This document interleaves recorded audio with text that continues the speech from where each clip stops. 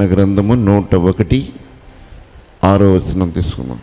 నా యొద్ద నివసించున్నట్లు దేశములో నమ్మకస్తులైన వారిని నేను కనిపెట్టుచున్నాను. నిర్దోష మార్గమందు నడుచువారు నాకు పరిచారకులగుదురు. మోసము చేయువాడు నా ఇంట నివసింపరాదు. అబద్ధములాడువాడు నా కన్నుల ఎదుట నిలువడు. యెహోవా పట్టణములో నుండి పాపము చేయు వారినందరినీ నిర్మూలము చేయుటకై దేశమందలి భక్తిహీనులనందరినీ ప్రతి ఉదయమున నేను సంహరించేదను. అక్కడ దేవుడు ఏమన్నారు చెప్పండి? నా యొద్ద నివసించున్నట్లు దేశములో నమ్మకస్తులైన వారిని నేను కనిపెట్టుకుని చూస్తున్నాడండి. దేవుని మాట వినేవారు, దేవుని చిత్తానికి లోబడేవారు, దేవుని సన్నిధిలో ఆయన మాట కొరకు ఆశ కలిగిన వారు. ఈరోజు దేవుడు ఏం మాట్లాడతారో, ఈరోజు నా ప్రభు ఏమి మాట్లాడతాడో ప్రతి ఉదయముకు ఆయన అంటున్నాడు, నా వాక్యముతో నీతో నేను మాట్లాడుతున్నాను. ప్రతి క్షణము కూడా నూతన వాక్తల్యాన్ని నీకు తెలియజేస్తున్నాను. నూతన వాక్యం ప్రతి క్షణము కూడా ఆయన మనకు బలహీనులమైన ఆయన మాత్రం నూతన వాక్తల్యం శక్తి చేత నిన్ను మాట్లాడి నిన్ను బలపరచాలి అని, ఆయన వాక్యం మీద ఆశ కలిగి వారు ఎవరున్నారా అని ఆయన కనుదృష్టి లోకమందు అంతటా సంచారం చేస్తున్నాడు. ఈ లోకములో దేవుని కనుదృష్టి ఆశ కలిగిన వారికి దేవుడు సహాయం చేయడానికి సిద్ధంగా ఉన్నాడు. ఆశ లేకుండా మనం ఎంతకాలం జీవించినా ప్రభు సన్నిధిలో ఎలాగున్నాను చెప్పండి? కింద మోసం చేయువారు నా ఇంటిలో నివసించరాదు. అబద్ధములాడువారు నా కనుల ఎదుట నిలబడలేడు. యెహోవా పట్టణములో నుండి పాపము చేసేవారందరినీ నిర్మూలము చేయుటకై దేశమందలి భక్తిహీనుల మీద ప్రతి ఉదయము తీర్పు ప్రకటింపబడుతుంది. దేవుడు తెలియజేస్తున్నాడు. వారి స్వభావాలే వారి క్రియలు కనపరుస్తున్నాయి. వారి భక్తి తాత్పర్యాన్ని, వారి ప్రవర్తన తెలియపరుస్తుంది. వారు ఎలాంటి వారు? దేవుని సన్నిధిలో దేవుని నమ్మకస్తులకు దేవుడి సన్నిధి తోడుగా ఉంటుంది. నమ్మకము లేని వారికి తీర్పులు తప్ప వారికి అక్కడ సమాధానం ఉండదు అంటున్నాడు. దేవుని ఇల్లంతటిలో నమ్మకస్తులు. ఈరోజు నమ్మకస్తం దేవుని సన్నిధిలో ఉంటులా, మనుషుల మీద ఆధారపడుతున్నారు. డబ్బు ఎటువైతే, ఎందుకంటే ధనం మీదనే దృష్టి పెట్టి మొదటిగా ధనాన్ని ప్రేమిస్తున్నాం, తర్వాత దేవుని మీద ఆధారపడుతున్నాం. కనుక అట్లి వారి దగ్గర దేవుడు ఏమంటున్నారు చెప్పండి? ఉంటే ఒక్కరే ఉండాలి. ఇద్దరు యజమానులకి ఎవడు దాసులుగా ఉండలేరు. కనుక మీరుంటే ఒకరి వైపే ఉండండి.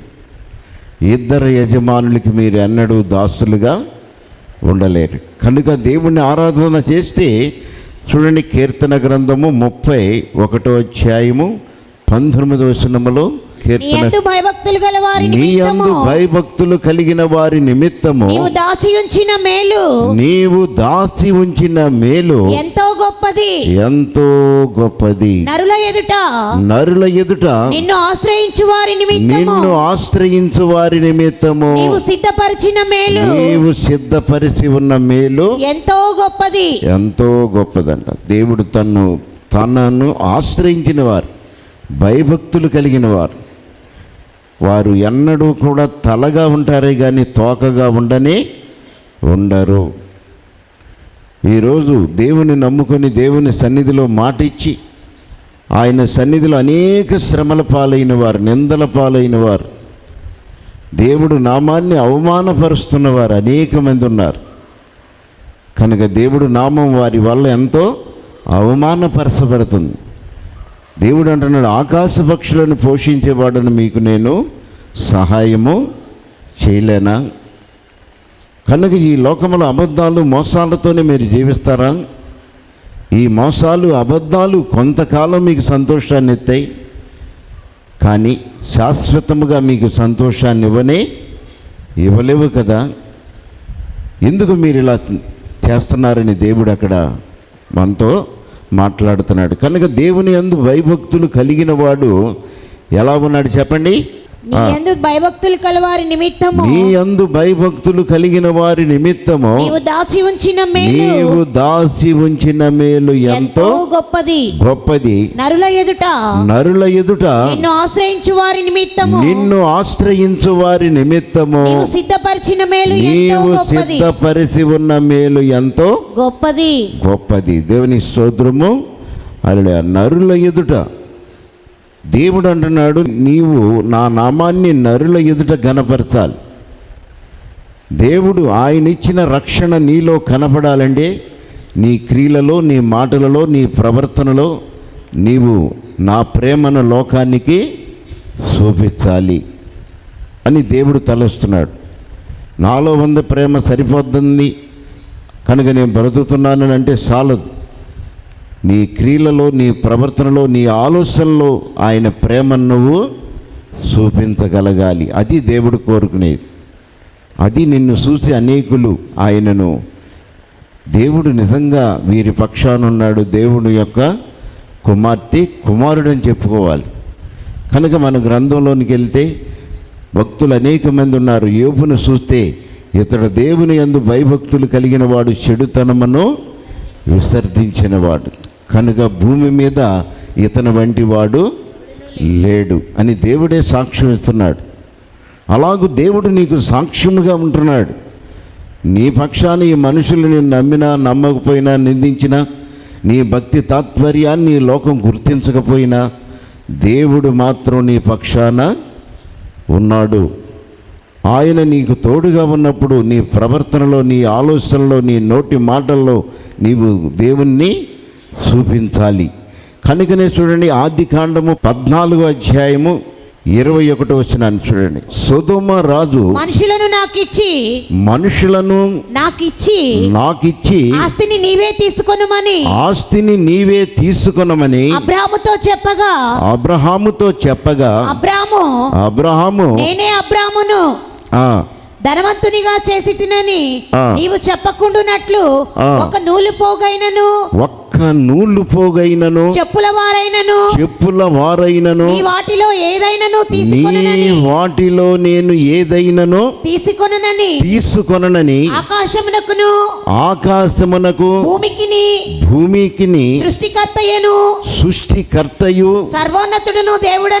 సర్వోన్నతుడైన దేవుడైన యెహోవా ఎదుట నా చెయ్యి ఎత్తి నేను ప్రమాణము చేస్తున్నాను అంటున్నాడు.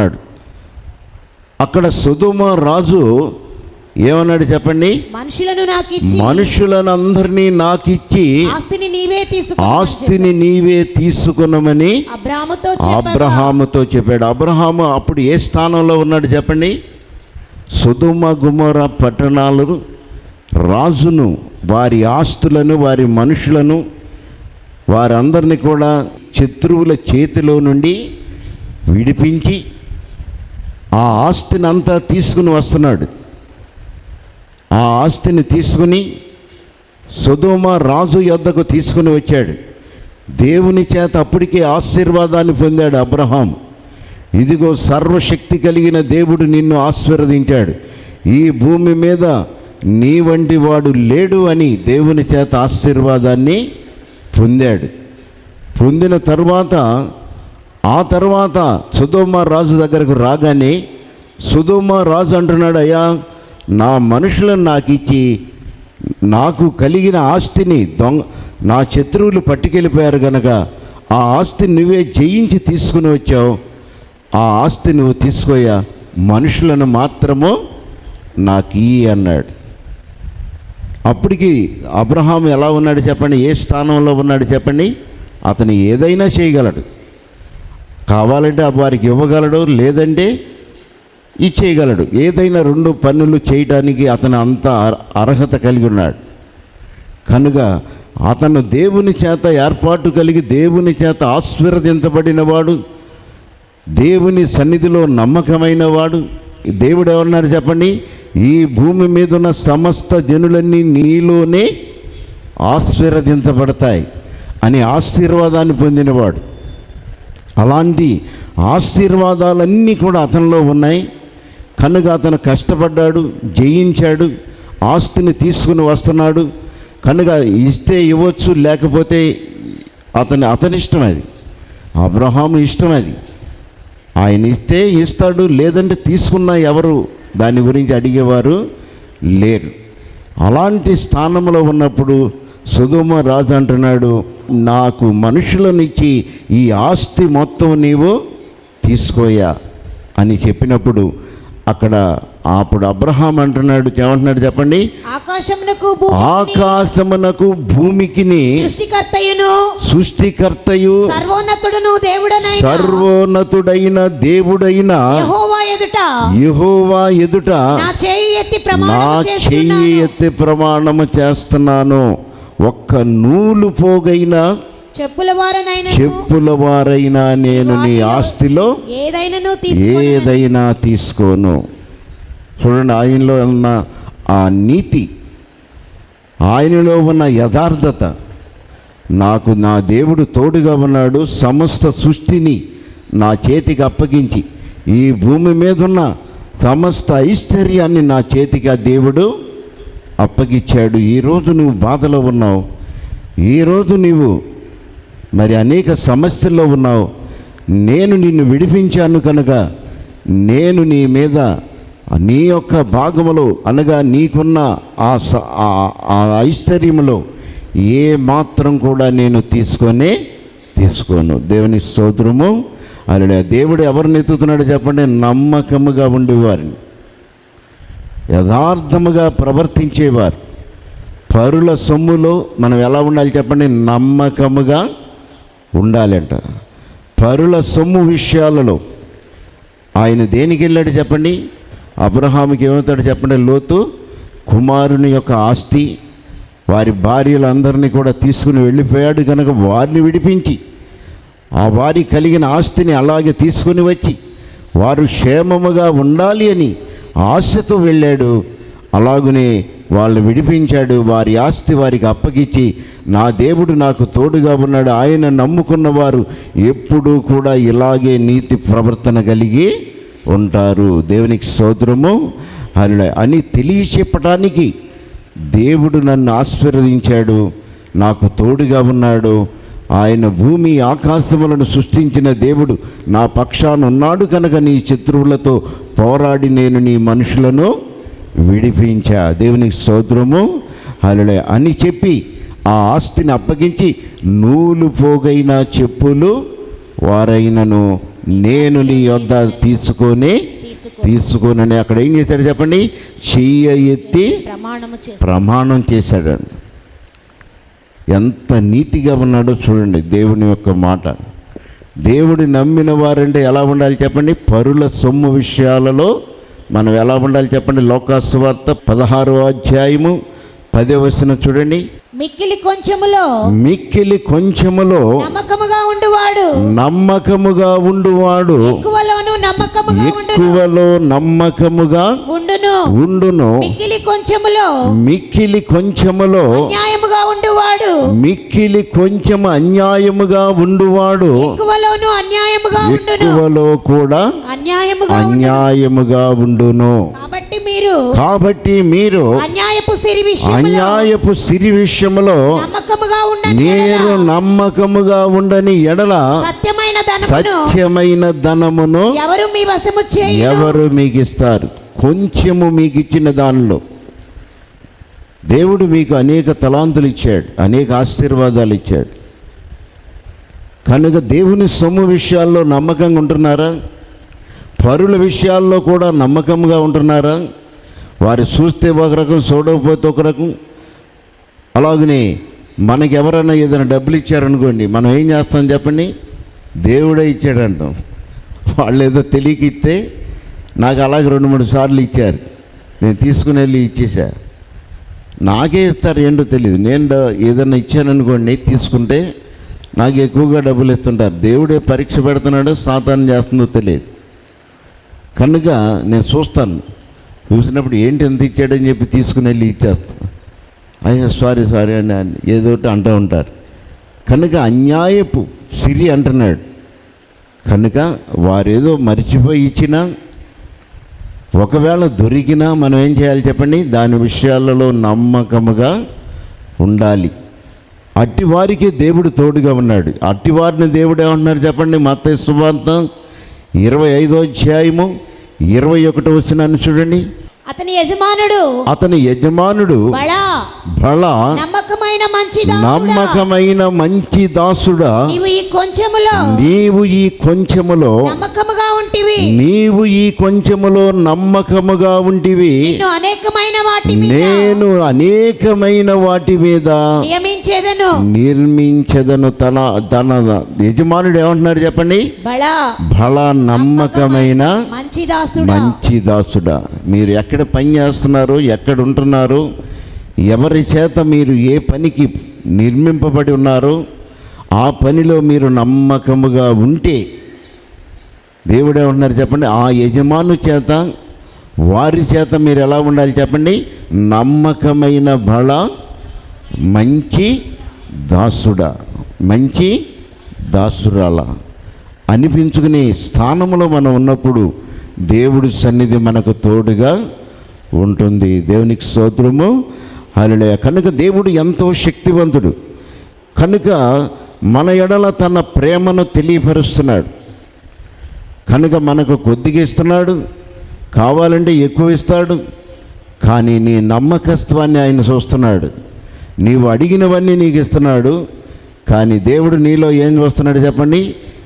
నమ్మకత్వం, ఏ రీతిగా నీవు ఉంటున్నావు, ఎలా ప్రవర్తిస్తున్నావు అని దేవుడు నిన్ను నన్ను కూడా పరీక్షిస్తూ ఉంటాడు. దేవునికి స్తోత్రము, హల్లెలూయా. చూడండి, సామెతల గ్రంథం చూడండి 19వ అధ్యాయము 17వ వచనాన్ని చూడండి. 19వ అధ్యాయము 17వ వచనం. అమ్మా, బీదలను కనికరించువాడు యెహోవాకు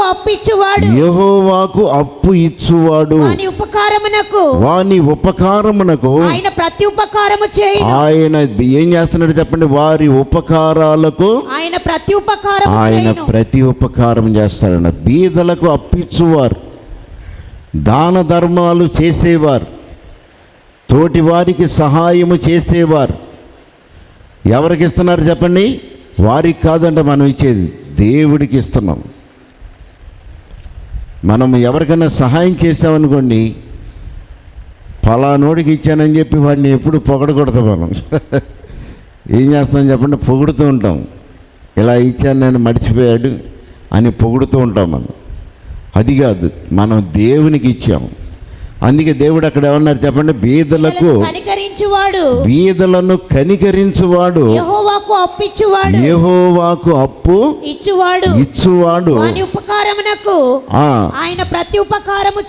వారి ఉపకారానికి ఆయన ప్రతి ఉపకారం చేయడానికి సిద్ధంగా ఉన్నాడు. దేవునికి స్తోత్రము, హల్లెలూయా. కనుక నీవు మంచి పనులు చేస్తే, సత్క్రియలు చేసిన ఎడల నీవు తల ఎత్తుకొనవా?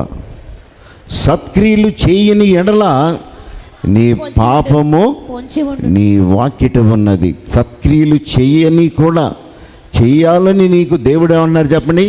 చేయవలసినది. యాకోబులో చూడండి 4వ అధ్యాయము 17వ వచనం అనుకుంటూ చూడండి. యాకోబు గ్రంథం చూడండి 4:17 అనుకుంటూ చూడండి. కాబట్టి మేలైనది చేయన ఎరిగియు అలాగు నీవు చేయని వారికి ఏం కలుగుతుంది చెప్పండి? పాపము కలుగుతున్నదంట. మేలైనది నీవు చెయ్యి ఎరిగి ఉండి కూడా, మేలైనది నీవు చెయ్యవలసిన ధర్మం నీకున్నా నీవు చెయ్యలేదు కనుక దేవుడే అన్నారు చెప్పండి, నీ వాకిట పాపము పొంచి ఉంది. కనుక మేలు ఎవరికి చేయాలి చెప్పండి? బాధలో ఉన్నవారికి, శ్రమలో ఉన్నవారికి.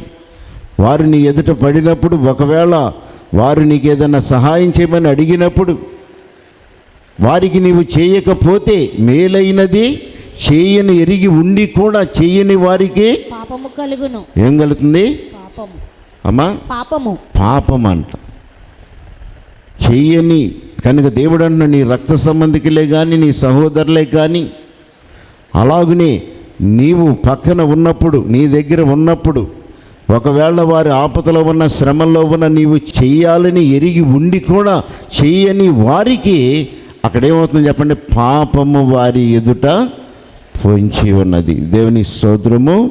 అలా ఈ విషయాన్ని ఎరిగి అబ్రహాం గారు ఏం చేశారు చెప్పండి, నూలు పోగైనా నేను నీ వద్ద తీసుకోను.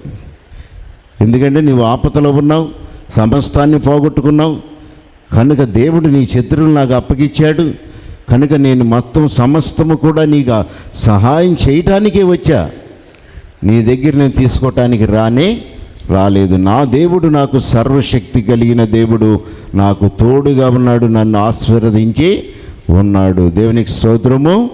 హల్లెలూయా. అది సహాయం అంటే.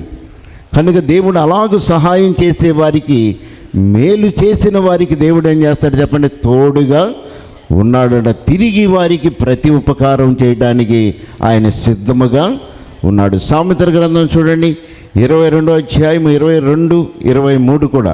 దరిద్రుని దోచుకొనవద్దు, దరిద్రులను నీవు దోసుకొనవద్దు. గుమ్మమునొద్ద అమ్మా, గుమ్మమునొద్ద దీనులను బాధపరచవద్దు.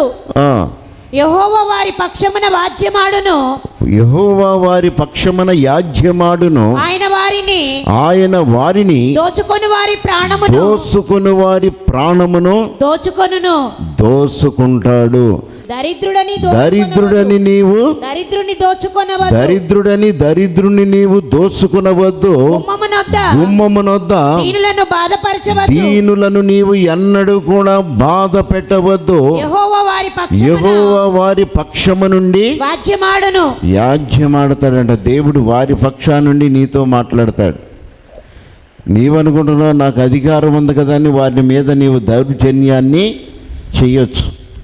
కానీ దేవుడు ఏం చేస్తున్నాడు చెప్పండి, వారి పక్షా నుండి దేవుడు నీతో యాజ్యమాడతాడంట. ఈ విషయాలు తెలియదు మనకు. మనం ఆశీర్వాదాలు ఎలా పోగొట్టుకుంటున్నామో కూడా తెలియదు.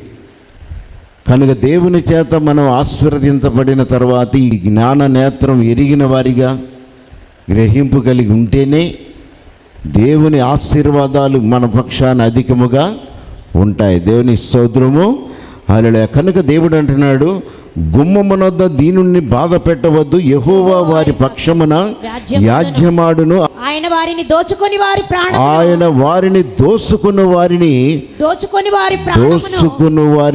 ప్రాణమును దోచుకొనును. మరలా వారి ప్రాణాన్ని దోచుకుంటాడంట. ఎంత ఘోరంగా ఉందో చూడండి. కనుక దేవుడు మన పక్షాన మనకు మేలు కలిగి మేలు చేసినప్పుడు కీడు చేసేవారికి ఉండకూడదు. మనం ఎలా ఉండాలి చెప్పండి, సహాయముగా ఉండాలి. నీవు ఇంకా ఆశీర్వదించబడతావు. అబ్రహామా, నీవు అనేక జనులకు ఆశీర్వాదముగా నేను నిన్ను ఆశీర్వదిస్తున్నాను అన్నాడు. నీవు అనేక జనులకు ఆశీర్వాదంగా ఉండాలి కనుక నేను నిన్ను ఆశీర్వదిస్తున్నాను అంటే, అనేకులకు ఆశీర్వాదంగా ఉండాలి అంటే నీవు ఆయన జనులకు నీవు ఏం చేయాలి చెప్పండి, వారిని ఆశీర్వదించాలి, వారికి సహాయం చేయాలి. ఆ స్థానంలో నేను నిన్ను పెట్టా కనుక నీవు ఆ స్థానంలోనే ఉండాలి. కానీ వారి దగ్గర అన్యాయముగా వారిని బాధ పెట్టవద్దు, శ్రమ పెట్టవద్దు, నిందించవద్దు. వారి పక్షముగా నీవు నీతి న్యాయములను కలిగి నడుచుకో. దేవునికి స్తోత్రము. అలా అట్టి వారి పక్షాన దేవుడు నిలబడి ఉన్నాడు. చూడండి, అబ్రహాము విషయంలో ఆదికాండము 24వ అధ్యాయము 7వ వచనాన్ని చూసినప్పుడు, దేవుని నమ్మి నీతి న్యాయములను అనుసరించినప్పుడు దేవుడు అతనికి ఏ రీతిగా సహాయం చేస్తున్నాడు. 24:7 వచనం, నా తండ్రి ఇంటి నుండి నేను పుట్టిన దేశము నుండి నన్ను తెచ్చి నన్ను తెచ్చి నాతో మాటలాడి నీ సంతానమునకు ఈ దేశమునిచ్చెదనని ప్రమాణము చేసి నాతో చెప్పిన పరలోకపు దేవుడగు యెహోవా తన దూతను నీకు ముందుగా పంపును. అక్కడ నుండి నీవు నా కుమారునికి భార్యను నా కుమారునికి భార్యను నీవు తీసుకొని వచ్చేదవు. అయితే నీ వెంట వచ్చుటకు ఆ స్త్రీ ఇష్టపడని ఎడల ఈ ప్రమాణము నుండి నీవు విడుదల పొందెదవు. కానీ నీవు నా కుమారుని అక్కడికి నీవు తీసుకొని పోకూడదని అతనితో చెప్పాను. ఆ దాసుడు తన యజమానుడు అబ్రహాము తొడ కింద తన చేయిని పెట్టి ఈ సంగతి విషయములో ప్రమాణము చేసెను. అతడు తన యజమానుని ఒంటెలలో 10 ఒంటెలను తన యజమానుని ఆస్తిలో శ్రేష్టమైన నానా విధములైన వస్తువులను తీసుకొని పోయెను. అతను ఎక్కడికి వెళ్ళాడు చెప్పండి? తన యజమానుడు యొద్ద నుండి ఆ దాసుడు నా కుమారునికి వివాహం చేయాలి, నా కుమారుడికి వివాహము వయసు వచ్చింది. అప్పటికి ఎలా ఉన్నాడు చెప్పండి? అబ్రహాం గారు లెగలేని పరిస్థితిలో మంచం మీదనే ఉన్నాడు. అప్పుడు ఆయన మరి ఆ దాసుడు ప్రమాణం చేయడానికి ఆ చేతిని ఎక్కడ పెట్టాడు చెప్పండి? ఆయన తొడ కింద పెట్టి ప్రమాణం చేసే పరిస్థితిలో ఉన్నాడు. కనుక అతనికి శక్తి లేదు.